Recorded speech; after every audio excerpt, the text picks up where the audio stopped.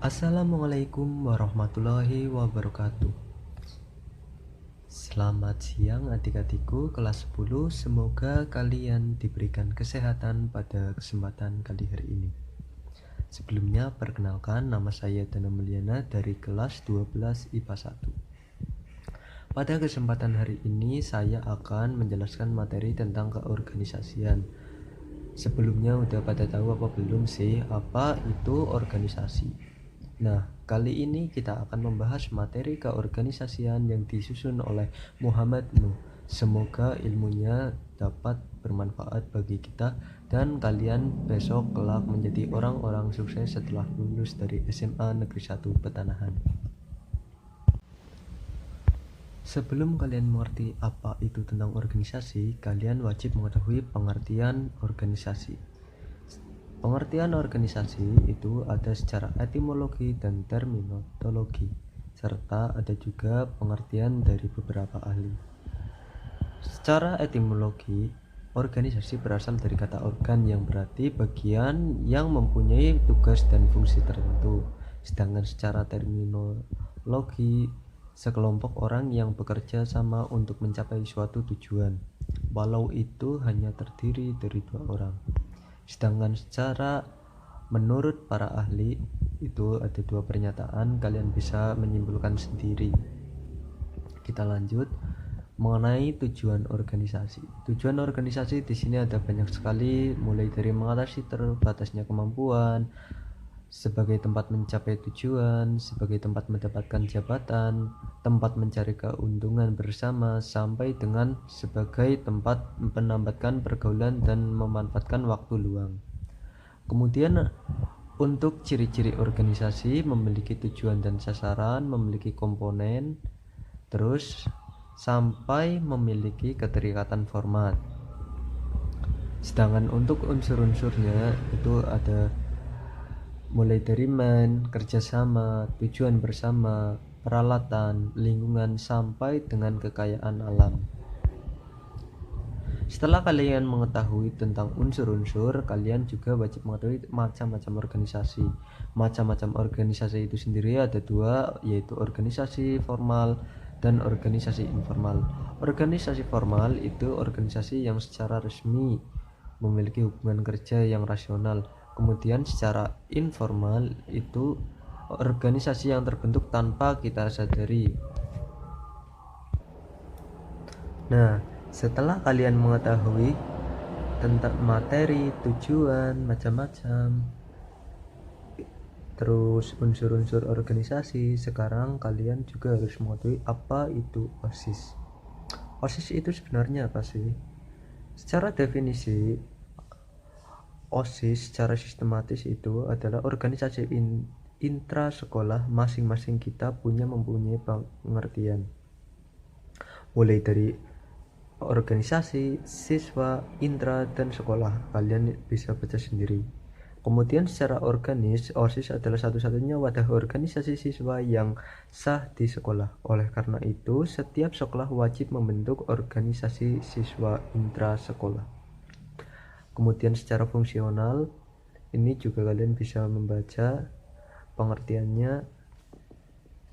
Dan juga secara sistemik itu, apabila OSIS dipandang sebagai suatu sistem, berarti OSIS sebagai tempat kehidupan berkelompok siswa yang bekerja sama untuk mencapai tujuan bersama. Kemudian untuk sistem sendiri, sistem itu sekumpulan elemen yang saling berinteraksi dalam suatu kesatuan yang utuh secara simultan berproses ke arah tercapainya tujuan tertentu. Nah, karena di sini ada tujuan tertentu, berarti kalian harus mengetahui juga tujuan dari OSIS. Tujuan OSIS sendiri itu mulai dari meningkatkan generasi penerus, memahami menghargai lingkungan dan nilai-nilai moral, juga membangun landasan kepribadian yang kuat, sampai dengan mengembangkan wawasan kebangsaan dan meningkatkan kesehatan jasmani dan rohani, memantapkan kehidupan bermasyarakat, berbangsa, dan bernegara. Kemudian untuk perangkat OSIS, Perangkat OSIS itu sendiri terdiri dari pembina OSIS, yang pembina OSIS itu meliputi kepala sekolah, wakil kepala sekolah, guru sebagai anggota, dan berganti setiap tahun pelajaran.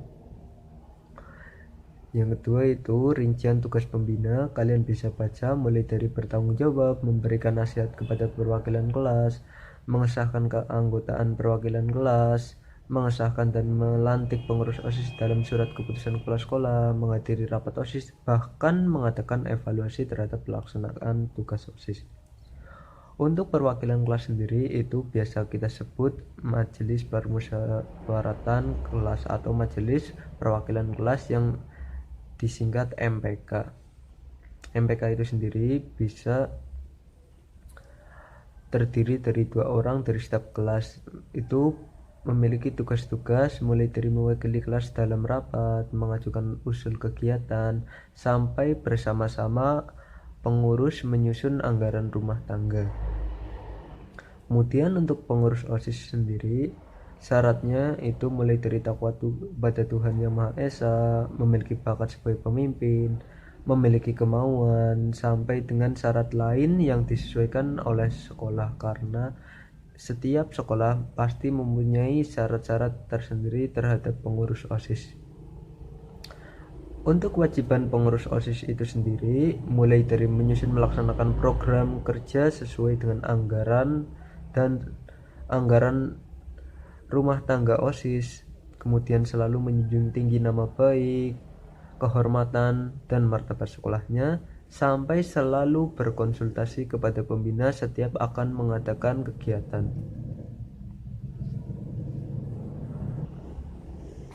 Kemudian untuk selanjutnya yaitu struktur pengurus OSIS.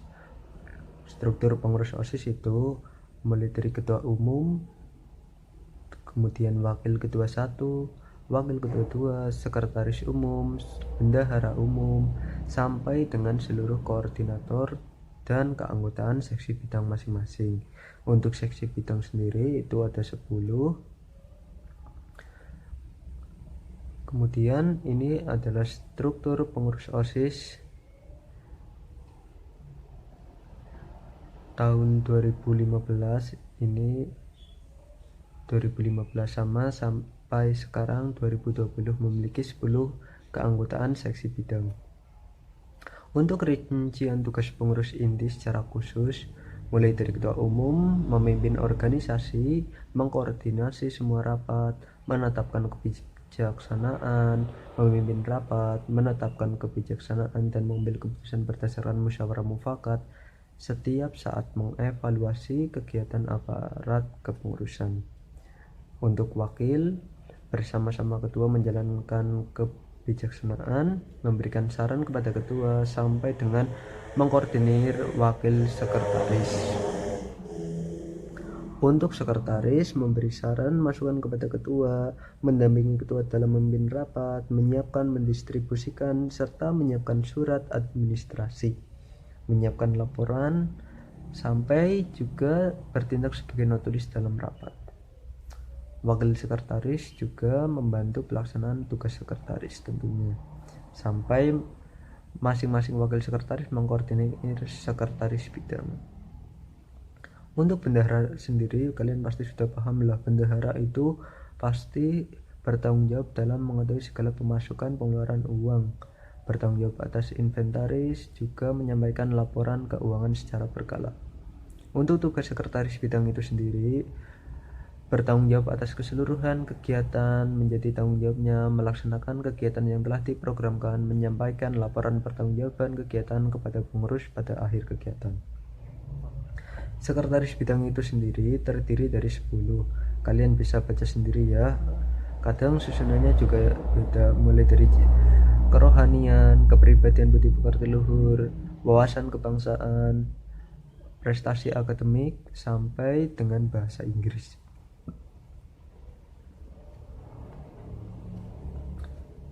Kemudian untuk manfaat OSIS, manfaat kalian setelah mengikuti OSIS, kalian bisa baca mulai dari meningkatkan nilai-nilai ketakwaan, meningkatkan kesadaran berbangsa, kepribadian, sampai bisa kalian memanage waktu Mungkin itu sih, untuk manfaat OSIS itu sangat banyak sekali.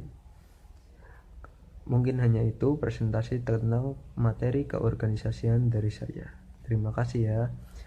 Dan jangan lupa kalian tonton untuk video berikutnya tentang kegiatan-kegiatan OSIS di SMA Negeri 1 Petanahan dan juga ekstrakurikulernya.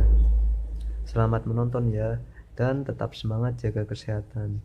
Wassalamualaikum warahmatullahi wabarakatuh.